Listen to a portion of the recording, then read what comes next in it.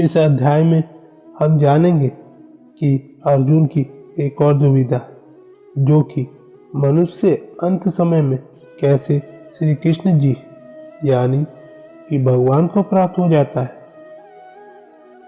यह दुविधा हमारी भी होगी, जबकि इसका उत्तर श्री कृष्ण जी अर्जुन को देते हैं। दोस्तों, हम और आप श्रीमद् भगवद गीता ज्ञान के सागर में बहते हुए काफी आगे आ चुके हैं और इसी के साथ यह ज्ञान सागर और गहरा होता जाएगा। हो सकता है आप दुविधा में आ जाए, लेकिन घबराइएगा नहीं। श्री कृष्ण जी आपके हर प्रश्न का उत्तर अवश्य देंगे। आप जब उनके विश्वास के साथ जीवन जीने लगेंगे, आपको असंभव कार्य भी सफल हो जाएंगे।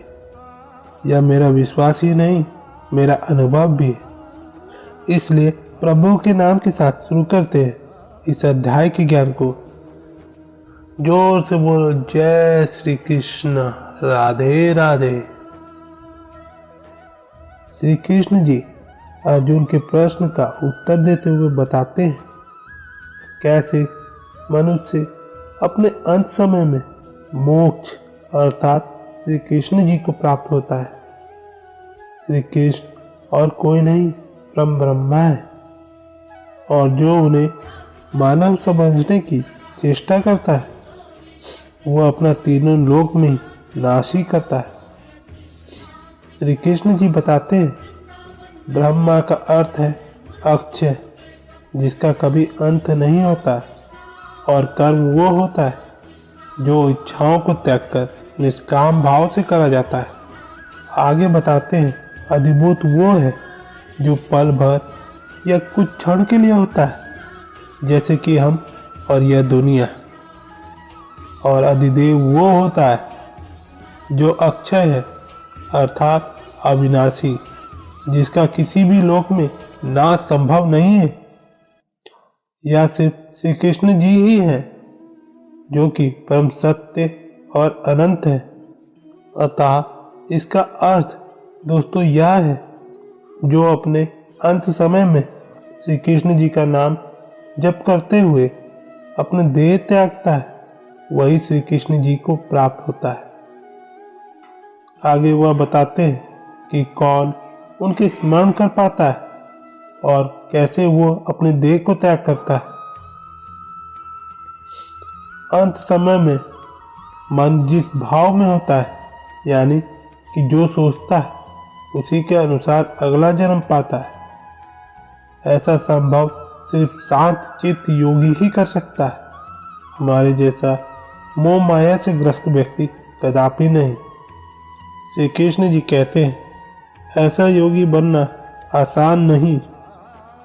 इसके लिए हर समय कृष्ण नाम जप मन में चलते रहना चाहिए। ऐसा योगी व्यक्ति अपने कर्म के समय में भी भगवान नाम जप करते हुए सभी कर्मों को पूर्ण करता है। ऐसे योगी इतने ज्ञानी होते हैं और पूर्ण आत्मा हो जाते हैं कि उन्हें कृष्ण वेदों के ज्ञानियों से भी श्रेष्ठ बता रहे हैं। भगवान श्री कृष्ण जी कहते हैं, हे कुंती पुत्र अर्जुन, ऐसा योगी को अंत समय में मैं निश्चित करता हूँ कि वो मुझे ही प्राप्त हो। यह दुनिया श्री ब्रह्मा जी द्वारा रची गई है, जो कि उनके सिर्फ एक दिन अर्थात हमारी धरती का 4.32 अरब साल है, उसके बराबर बनी रहती है। और जब श्री ब्रह्मा जी की रात होती है, तो उनके सोते ही सब उनमें प्रलय के द्वारा वापस समा जाता है। जो इस अवधि के अंदर श्री कृष्ण जी को समझ लेता है, वह ब्रह्मा में समाने से पहले ही श्री कृष्ण जी को प्राप्त हो जाता है। और जो व्यक्ति रह जाता है, वह इसी धरती के जन्म मरण में घूमते रहता है। भगवान श्री कृष्ण जी के अनुसार देह त्यागने का समय शुक्ल पक्ष में दिन का समय है। इसी समय में मृत्यु से व्यक्ति की आत्मा श्री कृष्ण जी को प्राप्त होती है, और जिसकी मृत्यु रात के समय घटते चंद्रमा की अवधि में हो, उसे दोबारा जन्म लेना पड़ता है। इसी को और विस्तार से समझकर इस अध्याय का समाप्त करते हैं।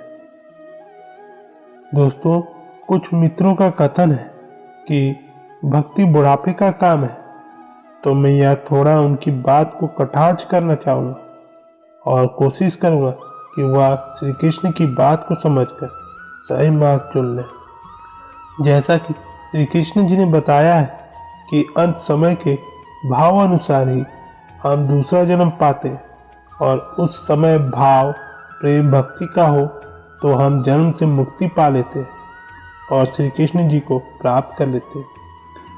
अब अंत समय आप सोचेंगे कि देह त्यागना हमारे हाथ नहीं, या तो खुद हो जाने वाली क्रिया है, परंतु श्री कृष्ण जी के ज्ञान के आधार से हम समझें तो अंत समय में जो योगी होता है वो जानता है कि इस समय उसे देह त्याग करना है, और यह उसके लिए संभव भी होता है कि वो अंत समय के अवधि में अपने जाने का समय चुन सकता है।